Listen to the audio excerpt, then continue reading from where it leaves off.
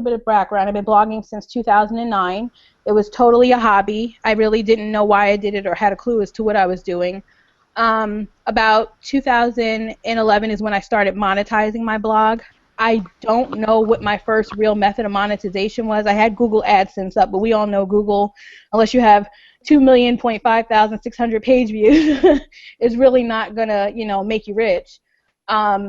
But that was like my first so-called method of monetization, and then I started getting approached for people to pay me to post a link or, to put up a 125 by 125 ad or something like that. It was totally a hobby. I really didn't know why I did it or had a clue as to what I was doing. About 2011 is when I started monetizing my blog. Uh-oh. Something went weird. Hello? It looks synced up on my end, Krystel. Okay. It might have been I think people had to mute their microphones, I'm thinking. It might have been delayed, and I heard that. Mm-hmm. Where was I? Yeah, so I started monetizing, small, and then really further on out, just as you guys did, I started researching, I started learning about this cool thing called blog networks that you join up and you basically avoid having to pitch yourself. And that's what I started doing, and I would, just submit the form with my stats and whatever information they wanted, and from there I started gaining sponsored posts. And at the time I was taking sponsored posts because the idea of somebody paying me even $50 to write about something was great, but then I started having to more focus it on what the niche of my blog, which was military life. So I couldn't take a sponsored post about my favorite spaghetti sauce because for me it didn't feel like authentic at that time. But initially the money was what was catching me because I didn't know any better. But that's how I started monetizing my blog, and then from there it progressed, and slowly I started pitching companies because I realized I kind of had an advantage. I was a military lifestyle blogger, and there's not that many of us. And that's something I'll talk about later on, but that has been one of my biggest advantages in monetizing my blog, to the point where now my husband is reserves. He only serves once a month. He left active duty about, I want to say almost 2 years ago, because I needed him at home in order for me to keep progressing with these opportunities and doing them. One of us had to be home, and I figured I had done it for quite some time. So he had to be here. Somebody has to watch the kids. So there you have it. So that's kind of my story. I know it sounds really quick, but I want to give you guys a chance to answer questions, and hopefully I'll be able to fill in the blanks from you so it doesn't sound like I just started blogging and made money one day, because it definitely didn't happen like that. But feel free to, jump in, and I'll answer absolutely anything. So no holds barred. Hey, just so that everybody knows, I apparently have like Wizard of Oz capabilities, and I was able to mute everybody. Just go ahead and unmute yourself when you want to talk. You should be able to do that on your own. But I was getting a lot of feedback, and so I think it quieted down when everybody's mics were muted. Also, Krystel, I don't know if you can see JD is typing. Do you guys see that on your screen too? I do. Yeah. Okay, awesome. So she's not able to speak. I think she's because she's at work, but she's going to ask questions that way. Sure. So JD said, Krystel, can you rank your biggest source on income?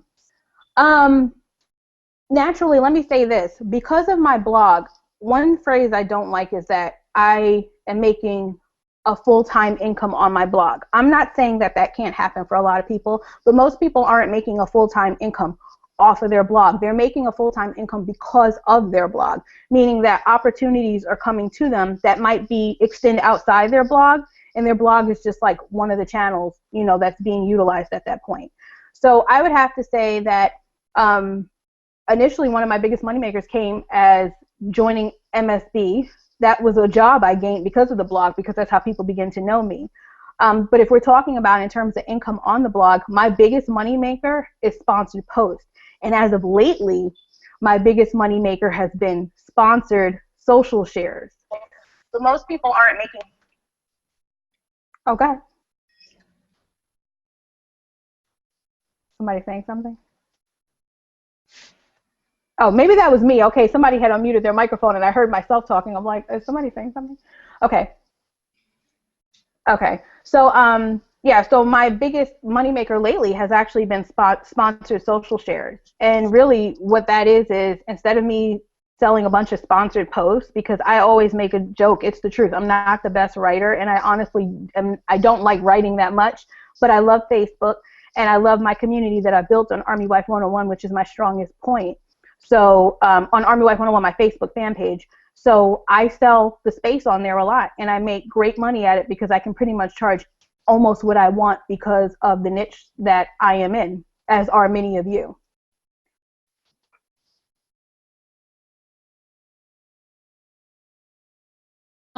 Krystel, oops. Mm-hmm.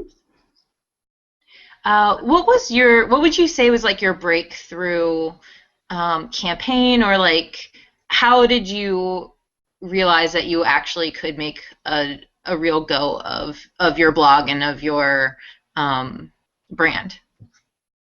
Well, first I think we need to break down too, what is monetization to you? I would say my biggest, when I really realized it, was actually through another blogger. Her name is Angela. She's a mill spouse, and she runs mommypr.com. She was heading up a campaign for Sears Outlets, and it wasn't a paid campaign, but guess what? My dryer had broke. And one of the biggest advantages of joining this campaign was that I, in addition to getting a bunch of like little appliances and stuff and household stuff, I got a dryer. So for me, that was a breakthrough, because guess what? Where would the extra money I had made gone to? It would have gone to purchasing that. So when I saw that I could start doing this, I was like, okay, well, I can gain stuff for the house. That takes some pressure off of my spouse, because at the time he was the sole income provider. And then after that, I think I gained with Clever Girls Collective, which is a blogging network, and we'll talk about that. I gained a Toyota campaign, and it was pretty much talking about women in technology and, cars and, women learning how to utilize cars and, small things we should know, so that we're not taken advantage of when we go to mechanics, things like that. And I thought that was important for mill spouses, because our spouses are gone a lot, and a lot of times, sometimes they're the ones that tend to handle that stuff. And for that, I got paid. I got compensated very well. And I was only in my second, going on to third year of blogging. And not only that, I got a car to use every month for 4 months. So that was great because, I don't know, to me that was great. And so when I started doing things like that, I was like, wow, this could really go somewhere, because I was getting paid. We had an extra car to use. That meant we didn't put, wear and tear on our own car. And then they flew me to New York, which was an amazing experience. And I got compensated for that. And then after that, I gained the LifeLock. I gained an ambassadorship with them. And I'll be honest with you guys, I talk numbers. Numbers tends to be a very taboo thing in blogging. I don't really care. I don't call it bragging. I want people to know, so that you can feel like, okay, maybe this is where I could be or where I could go in the future. So when I got to become a blogger ambassador for LifeLock, I was getting paid $500 a month. That was huge to me, because I'm like, that's a car payment plus groceries. I literally will take my money that I make and say, okay, I could pay the light bill with this. Here's the mortgage, here's the phone bill. That's how I dole what I want to make out. So to get back to what you were asking me, those 3 or 2 campaigns was the biggest factor in that, okay, I could go really far with this if I keep, staying on top of different of opportunities that are coming out, and really just keep up the content of my blog, and hopefully that'll take me far. I have a question. Where do you find the opportunities for all of the different things? Is it just from mill spouse bloggers and things like that? So initially I was getting opportunities, like I said, through the blogging networks. MSB hadn't, I don't think MSB was created yet, which is the Mill Spouse Blogger Network. So I was getting it through those networks, and like I said, a lot of times those opportunities, once I started realizing that I really kind of need to do things that will stick to will resonate with my readership, because they could kind of see through the bullcrap. And so that was fun, and I was getting campaigns through there, but I started realizing they weren't really going in with the niche in my blog. And from that point, I started deciding, okay, well, here's what I'm writing about, so why don't I pitch for myself? And so a lot of the opportunities that I have, if you're referring to currently, are because I pitch for them myself. I'll look for something that really coincides with something I'm doing, and then I'll pitch to them and say, hey, this is, what's happening, and this is what I have to offer you. And If they accept it, they do, and if not, I'll move on to the next thing. So a lot of my stuff is through me, and then through, of course, Military Spouse Bloggers Network.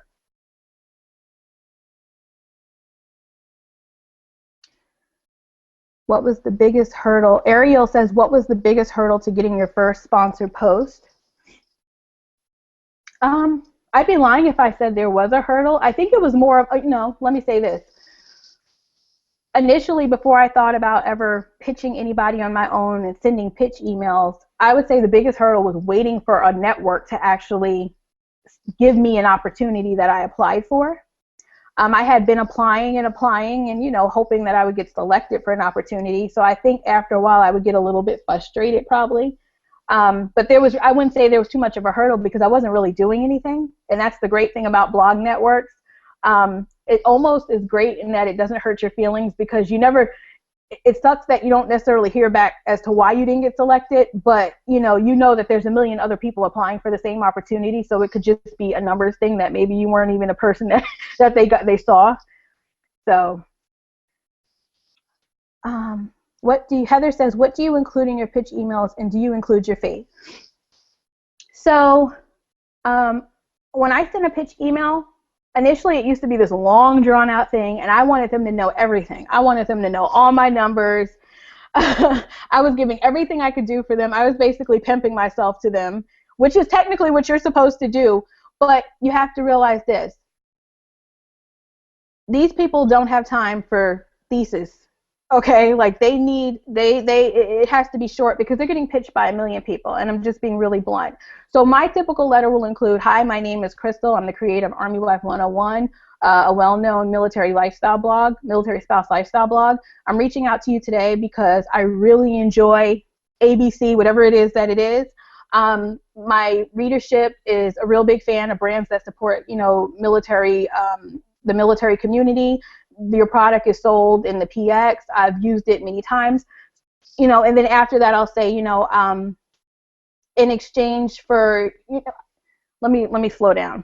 It's usually my introduction as to who I am, which is usually one and maybe one-half sentences. Then it's a reason why I like their product, and it tells a little bit about the how I found them, why I enjoy utilizing them. And then my third paragraph is what I can do for them. And I actually have this all written out on a Google document. So if you email me after this, or maybe like Joanna wants to, I can send like a PDF over or something like that, and we could post it. But that's really what it is. So, hi, my name is so-and-so. This is who I am. I'm reaching out to you today because I'm a huge fan of your product. I think, my military audience would enjoy it, blah, blah, blah. And then the third is, I'd love to see how we can collab or partner up. I'd love to maybe do an Instagram series, or I'd love to do some sponsored social shares, and I'd love to send you more details. You do not want to give away everything. You know how they say don't give away everything on the first day? You don't want to give away everything because you want them to have a reason to want to write you back and maybe spark a conversation, not just say, oh, God, here goes another person that just, wants something. You want to give them a reason to reach back out to you. So that's a typical email for me. I've had some very long ones, and I've had some very short ones. So JD says, as a part-time blogger, I'm often overwhelmed. Do you have helpers specifically for pictures or social media management? I have control issues, so I've tried the assistant thing. For me, personally, it doesn't work so much because I'd love to say that I have this, huge empire, and I have a million assistants, and I have somebody doing all my social media and this and that. I'm the voice of Army Wife 101, and honestly, nobody can do that voice better than me, especially my fan page, which for me is that's like my biggest traffic source. And I know they say don't throw all your eggs in one basket when it comes to blogging, but hey, that's what it is. It's always been that way. I can't help that people gravitate that way. And so it's really hard for me to let anybody, control that, because I don't, a lot of people do editorial calendars and they schedule their social media. That's great, but I'm a very random person, so it's hard for me to say, hey, this is what I want up there this day, other than content. And even my content, for me personally, is not always scheduled out. So today I might just think of something and write it, so I can't tell you, to necessarily schedule it, because I know that day is when it's going to go up. So in social media, when it comes to that, no, I don't have a helper. When it comes to my emails, no, because I'll be honest, everybody wants to blog these days, and it's hard for me to want to turn my emails over to other people and say, hey, reach out to this particular contact. It's just something. Could I use the help? Absolutely. Do I understand you being overwhelmed? Absolutely. There's many days where I just have like a brain fart and I stare at Facebook all day, and I probably could have gotten so much done, but I just don't know which way to go sometime, and that's my downfall. But it's also been my biggest thing that I think brands notice. They love that my interaction is very informal with my readership, and I've actually had brands tell me that. So sometimes I think in blogging we get really stuck on, I got to have this schedule and I got to be like this. Sometimes you can't be on a schedule with blogging. And I think when you do that too, I'm not saying don't be organized, because believe me, if one of you can get me organized, feel free to message me after this. However, I think when you're too organized in your blogging and you're too stuck on having this editorial calendar, you kind of lose the authenticity of blogging a little bit. I think some of your best ideas are just kind of like free-flowing and they come off the cuff, and a lot of my best viral posts have been off the cuff, and I've sent it to Facebook for everybody to read. Samantha says, most of my income right now comes from sponsored posts and pitching brands. Do you use affiliate links, ad networks, etc.? And what percentage of that makes up your income versus sponsored posts? So affiliate links have not been very successful for me. I make maybe $25 a month from Amazon, and I'm not knocking that. I think that's great because I know a lot of people have issues making money off of Amazon. In terms of Google AdSense, I think I average maybe $225 a month, and I mean that's a good amount for me. But AdSense is so, like, I always joke around and say that Facebook and AdSense PMS. Like 1 minute my CPM, which is how much they pay you per like 1,000 impressions or whatever, is really high, and then it gets really low. So it just really depends. But on average, that's what I'm averaging a month on there. So to answer your question, no. My sponsored post, the sponsored post that I do makes up probably 90% of my income from my blog. And that's sponsored posts in the form of blog posts and sponsored posts in the form of Facebook shares and Instagram shares and Twitter shares. Let's see. Oh, you're welcome, JD. Ariel says, I'm a Canadian blogger and I'm having a hard time getting Canadian and or American brands to agree to sponsored posts. What would you do if you were in a smaller market and you didn't have as big as access to the biggest one? I'm not having any luck with affiliate links either. I wish I could give you so much more advice on affiliate links. I'm still wondering where I can go from there. For me, to give you an example of something that is close to what you're experiencing, a few years ago, certain states blocked out like being able to use affiliate links.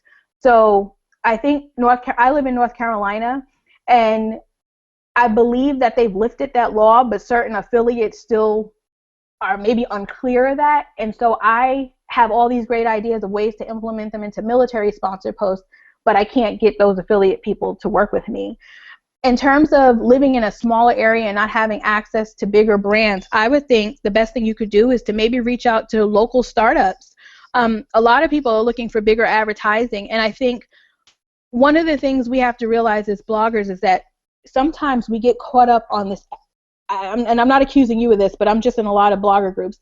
We get caught up on this thing of having to make a certain amount for blogging, and there's nothing wrong with definitely making what you think you deserve. But sometimes in blogging, because it is so hard to get those kind of sponsored posts, sometimes $7 $25 post is better than not getting any post that month at all because your normal fee is $75, or $80. So look to some of the local stores who are opening, or the local, if you have like a downtown area and there's a new coffee shop or a new handmade jewelry store, whatever it is, and maybe reach out to some of them and do some local work. I have found great success lately in working with a lot of the new retailers that are coming in my area, local mom and pop shops, not even brands, who are looking to kind of reach a certain crowd, and they're willing to pay, $25 or $30 because that's way less expensive than the newspaper charges per month. So I would say maybe do that.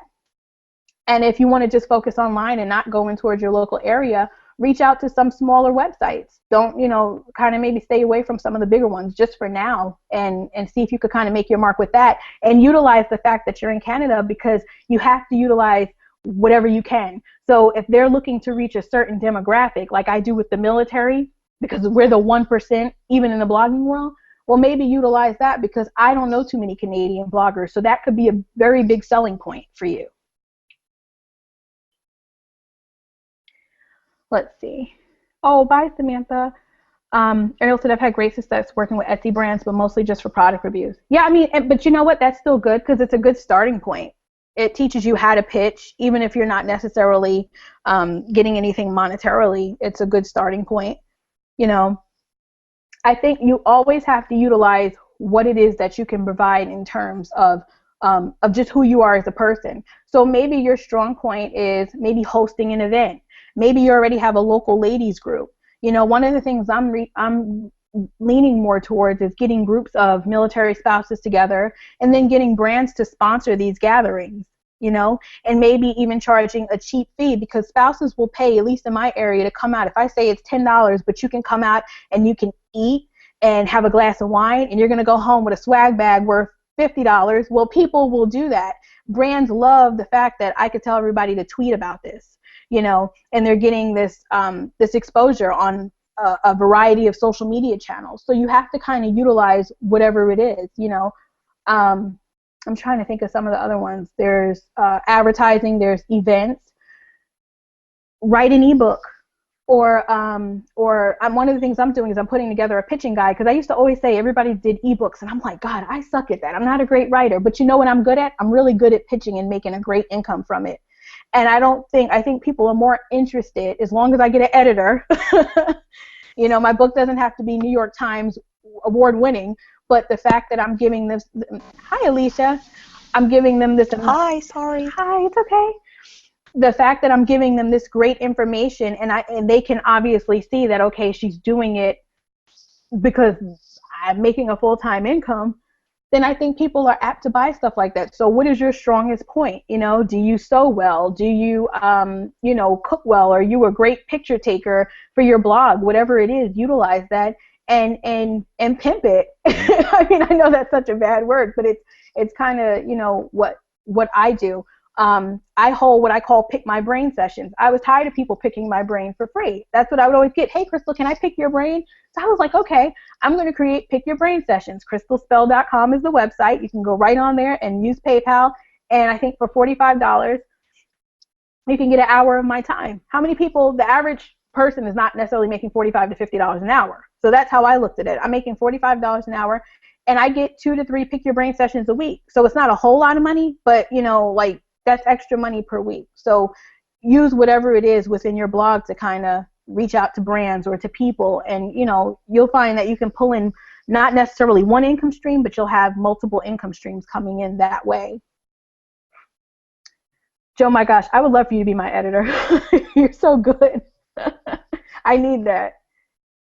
Yeah, Candy, definitely try that. I tell people all the time, I take advantage of the fact that I'm at Fort Bragg. It's the biggest military, installation. For you, Candy, you're near Atlanta, And the thing we also have to realize about monetizing too is monetizing, if let's say you can't make money with that particular whatever it is, utilize it for something else. We go on vacation. Last year, the last 2 to 3 years, we've been on vacation for free because of my blog. So while I'm not necessarily grabbing the dollars for those specific instances, my kids are going to Great Wolf Lodge for free, which I'm not paying $500 a night for Great Wolf Lodge, because for me personally, that's a lot of money. We went to Universal Studios last April for spring break at no cost. We stayed at a hotel for no cost. So guess what? The only thing I had to pay for was food. So monetizing is really whatever you want to make it. We all want to make money so that we could do either pay bills or do the extra things in life that maybe the bill money isn't necessarily going to allow for. So utilize your blog to however, it's going to apply to your lifestyle, Let's see. Oh, no one wants to drive. Okay, let me go back up. Joe says, how do you estimate what your sponsored posts, sponsored social media, sidebar ads are without pricing people out? I price up usually by $100, which gives me room to negotiate. So let's say my normal sponsored post right now for Facebook is $100 per Facebook post. I always pitch them at like 125 to 150. For that, I won't go up to 200. That's just ridiculous for me personally. But I know that if I say 150, chances are they might say, that's a little bit too pricey. Can we settle at 100? That's usually what happens. So I always, in terms of that, price up a little bit. In terms of my blog posts, it really depends. I'll be honest with you. I talked to a really big PR rep a few weeks back. And one of the things he said was he had, he was getting me interested. He was interested in me doing a project. And we talked, and he told me everything they needed me to do. And then he said, okay, so what's your price? I gave him my price. It was $700. This was for 2 blog posts, but one was a contest post, so I didn't even have to think about it. It was actually going to be formatted out for me. One was a post that I actually wrote, and then I had 10 tweets, and I think like 1 Facebook status. No, 1 Instagram post and 1 Facebook. And I gave him my price. It was $700 for that, because I was literally sitting there like, okay, well, I know these will be easy. He was like, are you serious? I said, yeah. And he said, oh my God, I thought you were going to charge like $2,000. I was like, for what? And I wish he wouldn't have told me that, because then I would have charged. But my point in saying that was, he says, you wouldn't believe the amount of people I get who charge these crazy prices, but they don't give us a ROI. He said, we totally get that we need to pay. We pay for advertising, and that's not an issue. He said, but we can't pay these high, crazy prices, and then you get like no likes on a Facebook status. That's what bloggers need to realize. I see a lot of bloggers who are like, well, I'm going to demand this amount.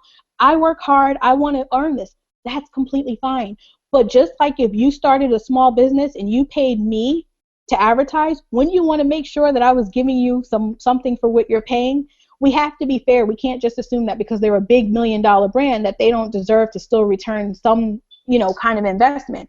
And the other thing is that we also need to keep in mind that these PR people don't just represent that one brand. If they're working for a PR company, that means that there's potential opportunity for you guys to work together again. So you want to make sure that when you're accepting a gig from them, that you can absolutely give them a return on their investment, that you're charging what you're worth, but also what your blog is worth, okay? And this way that there's potential for you to work together again, because monetizing your blog means long-term, and you're not going to have long-term if you can't produce anything or any results, So a lot of it is just based on, a lot of what I charge is just based on how I think my audience is going to react to that particular post, Unfortunately, I find sometimes I've done things what I call like cause posts for military. I'm going to be honest with you. A lot of times they're like, oh, that's cute, but it doesn't really resonate with them. Oh, we feel for whatever the cause is, but it doesn't do a lot. It doesn't care. It doesn't really roll over. So for that kind of sponsored post, I might not charge $100.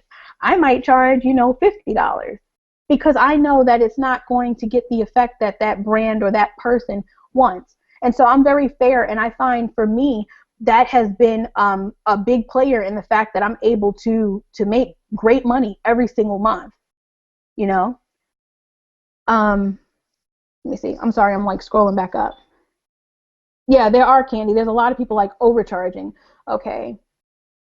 She said she saw somebody charge $1,500, and there are people that do. Now, if you can charge that and you know that it's going to get, 25,000 page views or 30, 40,000 page views, then hey, yes, ROI is extremely important. So Joe My Gosh says, how do you keep relationships with brands and PR firms? So one of the things I do is, like, let's say, Alicia, let's say that you're my PR person and we worked together on a project last year. We do the project, we complete it, and I don't hear from you for a year, right? I will write you and say, hi, Alicia. Happy Wednesday. You may remember me from last year. We worked on the ABC project. I just wanted to circle back around and let you know this is happening on my blog, or send you an updated media kit and see if there's any chance of us working together in the future. I'd love to hear about what you have going on. Sign, Krystel, exit stage. Boom, there you go. That's how I keep my relationships with them. I stay in their virtual Rolodex. Because it might just be that point where they were looking for somebody and they're like, oh man, you know what, we're going to choose you for this project. Let's see. Ariel says, I've been sending campaign reports to the brands that I do work with after a given campaign. I show them how many likes, comments, clicks, reach, and I explain industry standards. It has worked so far. Absolutely. I'm a big fan of definitely sending some kind of a follow-up report. It doesn't have to be like you work for, you know, a huge firm and you're sending this huge stack. It could just be like literally a screenshot of, you know, whatever it is you did for them. So in my case, I usually send a screenshot of the Facebook post I did. I maybe might send a screenshot of my Google Analytics. I might even send a shot of the Instagram post I did for them so they could see the aesthetic of it, how it looked, or what have you. And really that's it. So I think that's a great thing that you're doing, Ariel. Candy says, I send my favorite PR peeps emails from time to time like, hey, how you doing? Yeah. And you don't have to be so formal. Adriana was the one who taught me about that because she's like, Krystel, formality is not you. I'm very off the cuff. I mess up my words. I'm from Long Island, New York. I don't necessarily pronounce the whatever's in my words. Everything sounds like aw, you know. So I can't always be formal. So I've learned that my brand is me. This is who I am, and this is what people expect to see. If I get on a news program, they want to hear Army Wife 101 that they saw on YouTube talking funny. That's what they want to hear. I'm not going to get on there and try to talk, you know, more different than I am because this is my brand. And that's what you always need to remember that. Oh, thank you, Joe. I try. Kristen said, this year I implemented a follow-up process where I touch bases with people once a month, sharing something that is going on or a heads up of a new project's coming up this year. I started in May and it's already paid for itself. I totally 100% agree. That's what you can do. Because what you were doing 2 years ago when you worked with a PR rep is going to be totally different from what you're doing now. My writing style, as sucky as it is, has changed. I've learned to pay attention more. I've learned to, even though I'm very excited about what I'm writing at that moment, which is why I used to post stuff sometime that would have a lot of errors because I would write at 3 o'clock in the morning, which I know, Krystel, you can't write at 3 o'clock in the morning. But I was super excited about what I was saying. And so naturally now I'm more skilled. I've, you know, not necessarily taken classes, but I've done webinars. I look at people, Joe, you don't realize I read your blog all the time. You know, I love her writing style. I love how, you know, her stuff is like on point.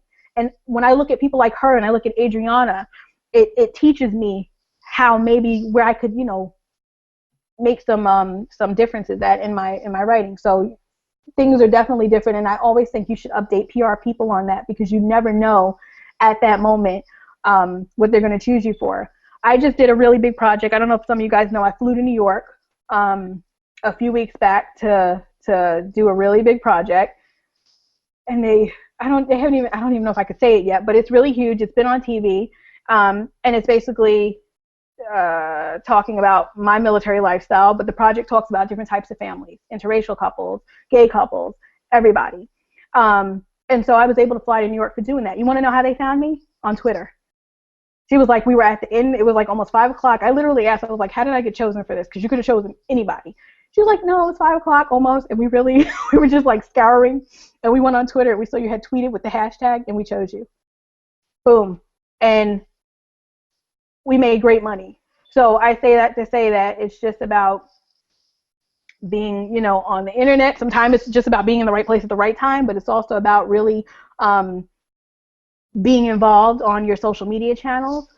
That's why I always tell people, great to do scheduled posts. It's great to do automated posts, but it's also great to get on Twitter and interact sometimes because I believe they saw that I was interacting. And don't get me wrong, I am the queen of not logging on to Twitter for 2 or 3 days at a time.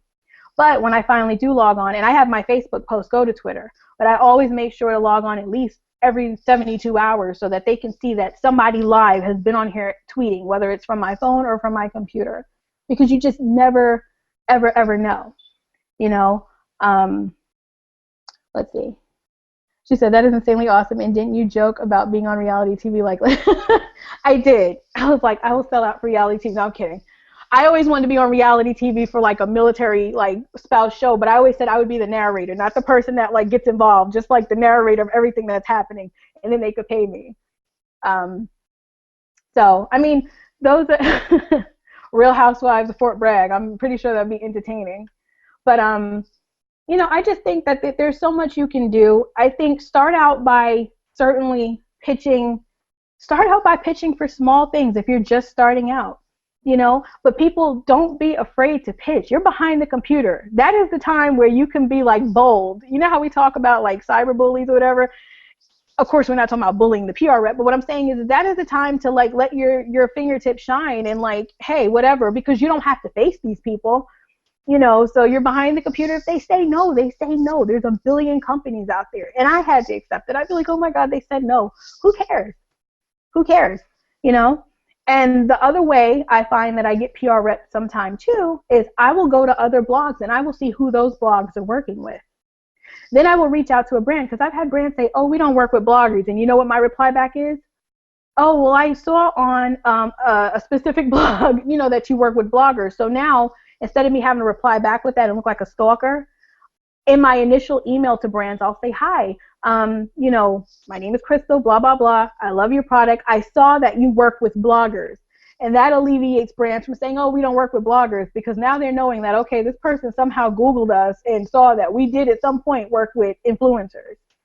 So the other thing, and I'm all over the place because I have like so many tidbits, and I know we're almost like out of time at 1:30.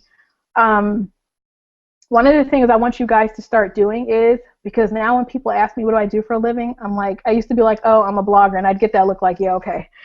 You don't have any time on, you have too much time on your hands. You probably don't make any money. You're probably just sitting around typing random stuff. So now I say that I'm a digital influencer. So, you know, I'll say that I'm a digital influencer, or I'm an influencer online, or I'm a digital influencer for an online magazine. And that's what people probably don't know what the heck that is neither, but it holds a lot more weight than you just saying you're a blogger, because it sounds, in my opinion, a little more like astute and more important. I don't know. So I always say that I'm a digital influencer, and even when I reach out to brands, that's one of the things I say. I say that I'm an influencer, because everybody these days is a blogger. Everybody wants to be a blogger. But when you're an influencer, that means that you hold some kind of a power, you know, over people, that people respect what you have to say. That if you recommend something, chances are they're going to check it out, and they may even purchase it. And so I find with brands that wording and how you phrase things in your email, not that I'm just a blogger and I have numbers, but that I'm an influencer. I tell a lot of, you know, girls online, they'll say, oh, well, I don't have a big Facebook following. So freaking what? Because guess what? There's a lot of people that sit here and they have 10 and 11, 12,000 Facebook fans, but they put a post up and they can't even get 20 likes. So if you have 250 Facebook fans and you put a post up and you're getting, you know, 14 likes and 5 comments, then you just did better than the person that has, you know, 5 times more fans than you. It's about numbers, don't get me wrong. It's about ROI, return on investment, but it's also about engagement. And so if you have 300,000 page views, but you get absolutely no comments anywhere, then what good are you to a brand versus the girl who gets maybe 10,000 page views a month, but she gets a lot of interaction. And when working with MSB, which I'm going to touch on that in a minute, that's one of the things we look for. We've had some people who have really small numbers, but when you look at their comments, they have like 20 comments on one blog post. I'm not even getting 20 comments on a blog post. But here's what I've had to tell brands when it comes to that. All of my comments are on Facebook. So that's my strong point. But my point is if you can get engagement, if I see that you're on Twitter and you actually have engagement or people are retweeting your stuff, then I don't care that you don't have a Facebook fan page with 20,000 fans on it. That doesn't matter to me because I was a blogger and I was starting out and I get it. Let's see. Oh, Kristen, I will talk to you soon. Thank you for coming. I know I'm like all over the place. I'm like missing the sides. Okay, let me get to Judy's question really quick. Judy, the Direction Diva, is watching and asked me, how do I find or choose PR firms to connect with? So a lot of times, in my mind, I already have some kind of a reason why I want to work with a PR firm. But beyond that, finding a PR contact, if we're just talking really simply, like actually how to find them, you can find a PR contact normally on a press release. So for instance, say I wanted to work with, I'm trying to think of one that's easy to find. Overstock. They have a military program. You would just type in Overstock media contact, Overstock press release, Overstock press contact, and chances are you're going to find the contact that way. If I can't find it by typing it that way or going to their website and clicking on the press page, then a lot of times I will go to LinkedIn I will type in Overstock or whatever the company is. I will look to see who the head of like social media or marketing or whatever is. And then, because I don't want to pay for LinkedIn services, you know, where you like actually could send in mail, I'll go and I'll Google that person's name. And I did it the other day. I found a contact. I could not find this person for nothing, but I found her on LinkedIn. And then all of a sudden when I knew her name, I was able to, you know, Google it. She came right up with her email. I was like, God, I've been looking for like, I don't know how long for this. So, finding a contact is like super easy. And then if you can't, reach out on Facebook. I send messages to brands on Facebook all the time. All the time. So it's easy in that sense.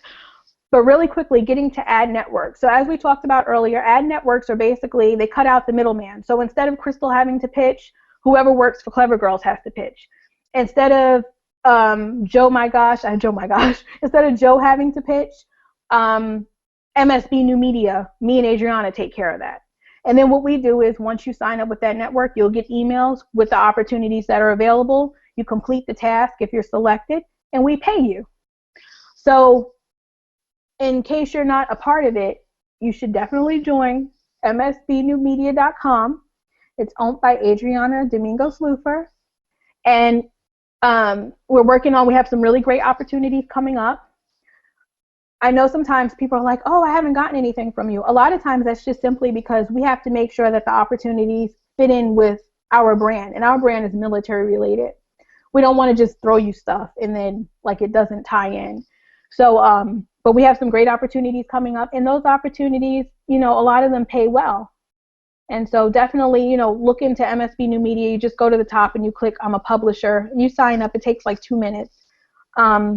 Other ones you can sign up for are Mom It Forward, Clever Girls, Sits Girls. I think Blogalicious has one. There's different networks for different, you know, ethnicities, because of course, let's be honest, marketing companies, PR reps, they're looking, sometimes they have to hit a different demographic. So they have them for like Latina mom bloggers, African American mom bloggers, whatever it is, green mom bloggers, people who are into living, you know, organic lifestyle or green crunchy lifestyle. So there's different ones. Joe My Gosh says blog meets brand. Yeah. Be Bloggers Network. There's like a million networks. If you just type in Bloggers Network, and what I'm going to do when I'm done with this, I already have half a sheet done. I will literally create a PDF of everything, or kind of a summary of everything we talked about, and sit. Yeah, I think it'll be better if you guys could sit and like read it tonight when I'm not talking a million miles per hour. The Blogger Network, yeah, there's Blog Her, Federated Media, the Burst Network. There's like a ton. Glam is a big one. Glam is always giving away cool stuff to do. So, you know, any of those like that, you sign Social Fabric. Yeah, I got a great military one, and sometimes they shock me when they come through with like military-related opportunities. I'm like, oh my God. You know, so if you join those networks and you just kind of stay on the list, you'll find that if between the opportunities they have and then the stuff that you pitch for, you can make a nice income. I never lie to people and say that everybody is going to be able to stay home and, you know, run $1 million business or what have you. That's not always the case. That's not even the case for me. But my goal was to be able to pay my house payment, to be able to pay for my cars, to be able to buy groceries every single week. And, you know, those were my goals. Those were my personal goals, and those are the goals that I meet from being at home. Is it always easy? Absolutely not. Do I still get turned down? Absolutely. I had one brand the other day who I worked with the other part of their brand. And I was like, you know, I was confident and cocky within myself. I wasn't cocky in my email, but I'm like, oh, you know, I work with you, and this is what I did. They were like, no, we can give you a free ticket. Well, they just paid me. You're going to give me free tickets? Okay. You know, so it happens. It's like, you know, what have you. But definitely don't be afraid to create a rate sheet. Don't be afraid to create a media kit. And stop focusing on your numbers. Sell yourself for what it is that your strong point is. Every one of us has a strong point on our blog. One of my biggest weaknesses is the aesthetics of my blog. You know, I wanted this magazine-looking site, but now when I look at it, it's too sterile. You know, I feel like it's too much white space on it. Now, one of the issues was I was like, oh, I'm going to add, you know, little pictures to top post on my website in the sidebar. Well, now it's looking too cluttered. So there's so many of you who say, well, my numbers aren't high, but you have these amazing looking blogs, you know, with amazing looking pictures. And so when you're pitching these brands, you know, I always say things like, I'll include high-res images or something like that. You know, I'll make sure that I give really great pictures with high-res with a specific type of camera or what have you. And that's what some of the other bloggers I talk to say. And those are selling points. And it might sound like, what? But that's a selling point because everybody don't take great pictures. You want to know what I use to take pictures? This. Okay? But you have some people who were using Canon T3Is to take pictures, and their pictures look 20 times better than mine, you know? So one of the things I'll always say is, well, I'll do live Instagram posts. I'll do 3 15-second videos, you know, things like that. And that makes a difference. It doesn't have to be this formal letter all the time. Oh, I'm going to give you, you know, some sponsored posts, and here's my rates, and it's just such a dry pitch letter. Really dig into what it is you're good at. If you're an Instagram queen, then hey, I'm going to really pimp you out on Instagram. Don't use that word in your email because you will not get selected. But I'm really going to do a lot for you on Instagram, and I'm going to do some really great images that I post to Facebook, and you know, whatever it is. I have a mom's group, and you know, I'm going to make sure that all of us hold your product up, or I'm going to make sure that we all try your product out, and I'm going to get great pictures, and I'm going to get this mom's group to share it on their Facebook page. Brands love stuff like that because it shows that you're organic, that you're out there, you know, and that you really, you know some people, and that you can get this product to be talked about. So let's see. Joe says, many times I can make the sponsored post fit my niche, like showing how to make a care package with a particular sponsored item. And Joe, she's right. I noticed that you've been doing that, and I think that is so great because I even had got like kind of not scared, but a little bit like, I don't know if I should take certain posts anymore because how am I going to fit it into my blog? And she's amazing at doing that. She will do a post about care packages, but really the post as a blogger is about a specific product, you know. But you have a great way of, you know, creating 5 tips around something, or creating, this is how to create a sponsored care package with this particular product. Hold on one second. Oh, sorry. But so I mean, there's really great ways to monetize your blog. We always should keep in mind that part of monetizing your blog is how you pitch. Without a good pitch, without pitching and being creative, if you're going to send the same mundane stuff that 25 million other bloggers are sending, then you're not going to monetize your blog. You're going to make some money on occasion from a post. But you want to get to the point where you know that you have a steady stream of income. And again, it doesn't have to be that you're making $3,000 a month, $2,000 a month. But if you set a goal that you want to make $400 a month because you want to be able to cover your car payment, well, then you can. But you always need to make sure that you're being creative, you're utilizing your strong points, even if you have some weak points, and make sure that you're keeping in contact with PR reps, and make sure that when you reach out that you could back up what it is you're reaching out with. You know, and make sure that you're charging for your time, but that you're not overcharging and that you're getting the only benefit. You need to make sure that you're benefiting the brand and yourself. And make sure that your pitch letter doesn't only reflect me, and I would like to visit your place. You know, my kids would love to try this out, or whatever it is. Make sure that you're telling them a good portion of your pitch letter refers to what you can do for the brand. You know what's funny, Natalie? Natalie asked what is classified as passive income. I don't know. I meant to Google that the other day. I don't know. If I never could figure out if passive income is the same thing as residual income. Or yeah, I think it's residual income. I have multiple income streams. You know, I could I completely rely on my blog to support my household? No, probably not. We probably literally would be out in the street if I did that. Because, not because the money isn't good that when it comes from it, but because it's not always consistent. You guys that are part of blog networks also know that sometimes you could get a post that pays great money, but you might not get paid for 60 days. Well, guess what? The mortgage is due every month. Your car payment is due every month. They're, you know, unless you want it to go all bad, they're not going to wait 60 to 90 days. So that's why it's so important to create these other methods of creating some kind of income for yourself, you know? So definitely, you know, focus on sponsored content. See what brands are out there. All of us are military spouses, the majority of us, but we're not all military-related bloggers. So reach out to brands and say, hey, I want to, you know, if you run a blog and you talk about your house, hit up the Container Store and say, hey, I have an idea. You know, I'm a military spouse. I don't necessarily focus on, you know, military-themed content all the time, but I live in base housing, and, you know, I talk about organization a lot. I'd love to see how we can collaborate. You know, I see that you offer this new product, and I'd love to show military spouses how they can make a house a home because we move so often, you know, and, you know, here's my rate sheet, you know, and it could be realistic. It could be a Instagram post, a Facebook post, and a blog post with some great pictures. You could charge, you know, $300 if that's what you want to start off at. But these are the kind of things you can do. Be creative, you know, because they probably have never, I guarantee you, they've had nobody approach them with that before. Boom, I just gave you away a freebie.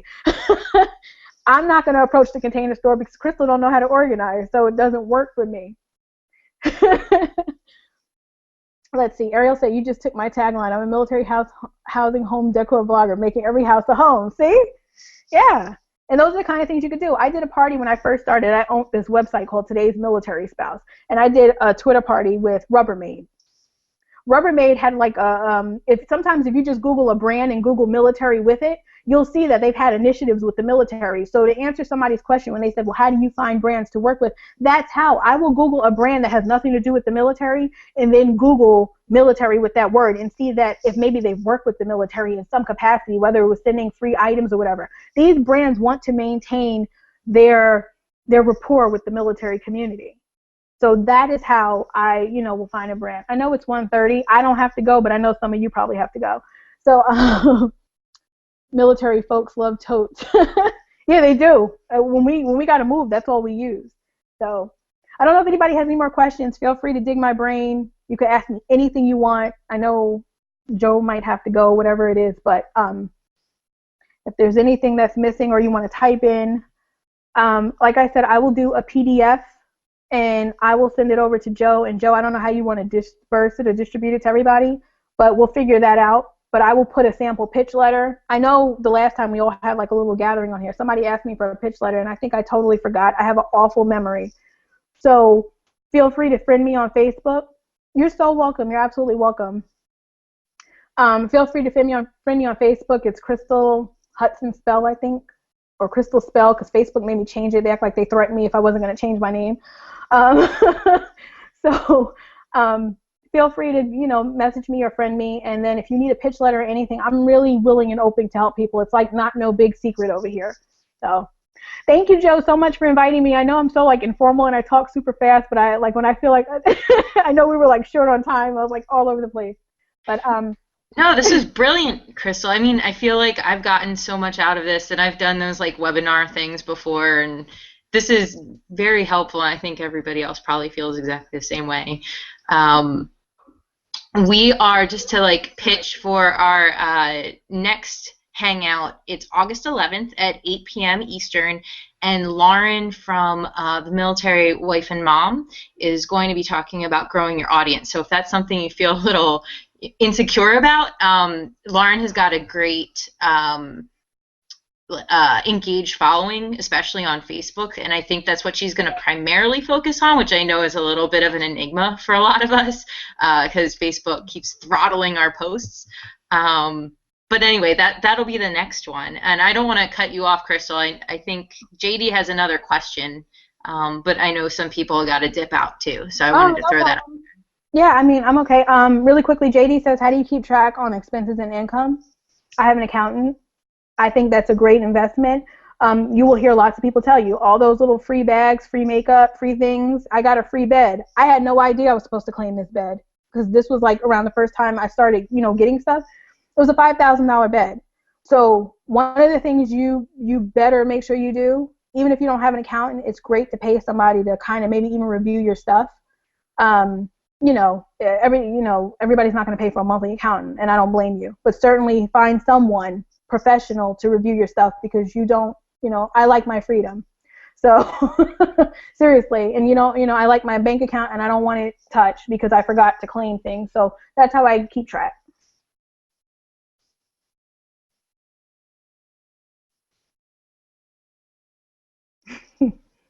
I guess that's it then, Krystel.